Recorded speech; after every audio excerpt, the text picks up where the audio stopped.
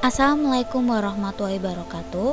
Halo semuanya, perkenalkan nama saya Hilda Mufliha dengan NIM A4202100092.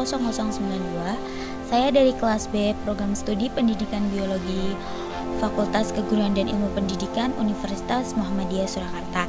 Di sini saya akan mempresentasikan mengenai implementasi Pancasila, sila keempat dan sila kelima dalam kehidupan sehari-hari.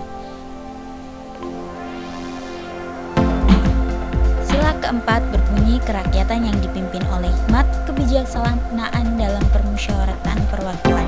Makna dari sila keempat adalah setiap warga negara Indonesia mempunyai kedudukan, hak, dan kewajiban yang sama. Meskipun kita memiliki hak masing-masing, kita juga harus memperhatikan kepentingan bersama. Oleh karena itu, sudah seharusnya masyarakat Indonesia harus melaksanakan musyawarah sebelum mengambil keputusan. Hal ini dilakukan untuk menghargai pendapat satu sama lain dan membantu menemukan jalan keluar yang baik dan adil untuk banyak orang.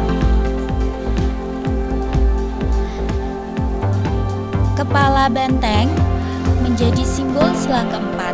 Pancasila sila keempat disimbolkan dengan kepala banteng. Makna dari simbol ini adalah kepala banteng menggambarkan manusia yang berjiwa sosial tinggi dan suka berkumpul untuk membicarakan sesuatu termasuk bermusyawarah. Jadi sudah seharusnya masyarakat Indonesia harus mengutamakan musyawarah untuk mengambil keputusan dan menyelesaikan permasalahan. Dengan bermusyawarah, diharapkan masalah atau hal yang dibicarakan dapat diselesaikan dengan baik tanpa harus menyebabkan konflik atau masalah lebih lanjut. Implementasi sila keempat dalam kehidupan sehari-hari yang pertama yaitu ikut serta dalam acara reorganisasi dan musyawarah kerja untuk menentukan pemimpin baru. Dalam sebuah organisasi, reorganisasi bertujuan untuk membentuk struktural baru yang dilakukan dengan cara bermusyawarah kerja agar menghasilkan keputusan yang mufakat dan disetujui oleh banyak pihak yang terlibat di dalamnya.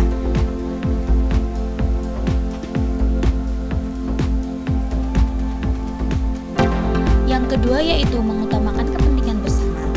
Saat melakukan musyawarah, hal yang perlu diingat adalah bahwasanya kita harus mengutamakan kepentingan bersama dan menurunkan ego agar tidak ada yang membela golongan atau kepentingan pribadi. Dengan begitu, musyawarah yang dilakukan dapat diterima dengan baik dan tanpa keterpaksaan. Yang selanjutnya atau yang ketiga yaitu ikut serta dalam pelaksanaan pemilu, pilpres maupun pilkada dengan jujur. Pemilu bertujuan untuk mendapatkan pemimpin baru. Dalam menentukan pemimpin, kita tidak boleh sembarangan karena pemimpin yang akan menentukan keberlangsungan negara ini bagaimana ke depannya. Jadi kita harus melakukan dengan jujur seperti tidak golput, tidak mau disuap, karena dengan disuap berarti pemimpin itu sudah mengajarkan hal yang tidak bukan. Jadi agar kita mendapatkan pemimpin yang benar-benar amanah, jujur dan adil, kita harus memilih sesuai dengan kualitas pemimpin tersebut dan harus dilaksanakan dengan jujur juga. Kita lanjut sila yang berikutnya yaitu sila kelima yang berbunyi keadilan sosial bagi seluruh rakyat Indonesia. Makna dan simbol dari sila kelima adalah keadilan sosial bagi seluruh rakyat Indonesia. Berarti bahwa setiap warga Indonesia mendapatkan perilaku adil dalam bidang hukum, politik, sosial, ekonomi, dan kebudayaan. Tak hanya itu, keadilan sosial juga mengandung arti tercapainya keseimbangan antara kehidupan pribadi dan kehidupan masyarakat. Adapun simbol sila kelima yaitu padi dan kapas yang mencerminkan kebutuhan pokok manusia yaitu pangan dan sandang. Dengan tercukupinya kebutuhan pangan dan sandang merupakan syarat utama untuk mencapai kemakmuran yang menjadi tujuan utama dari sila kelima, Pancasila. Adapun nilai-nilai yang terkandung dalam Pancasila sila kelima yaitu nilai kesadaran dan kepekaan sosial, 2. Berperilaku adil, 3. Ketentraman masyarakat, 4. Memperjuangkan keadilan, dan yang kelima atau yang terakhir terpenuhinya hak dan kewajiban.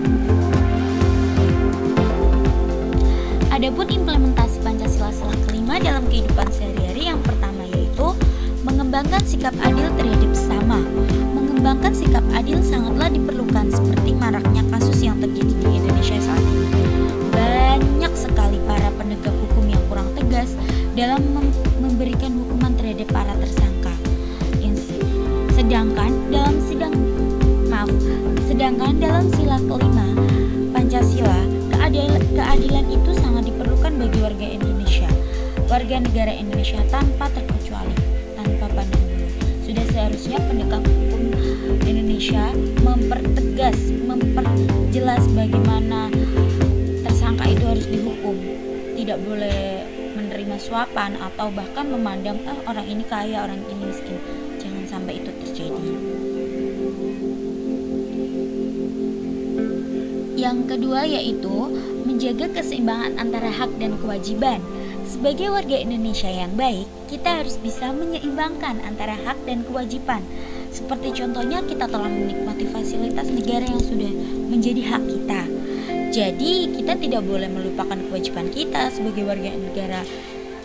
Misal untuk membayar pajak, terus menjaga kebersihan lingkungan, mematuhi peraturan yang sudah ada. Seperti misalnya kita mendapatkan hak pendidikan, kewajiban kita yaitu kita harus belajar, hak hidup layak, kita harus bisa menjaga lingkungan itu menjadi bersih bukan, dan lain sebagainya. Yang ketiga atau yang terakhir yaitu suka memberikan pertolongan terhadap sesama.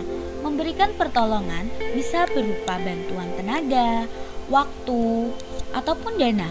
Karena dengan memberikan pertolongan terhadap orang yang membutuhkan dapat bermanfaat bagi orang tersebut.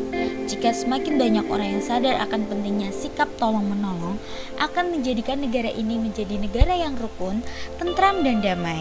Sehingga tidak mudah terjadinya konflik atau perpecahan.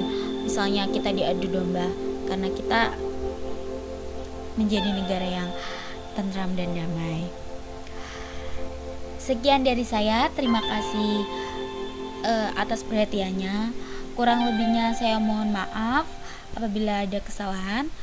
Wabillahi taufik walhidayah. Wassalamualaikum warahmatullahi wabarakatuh.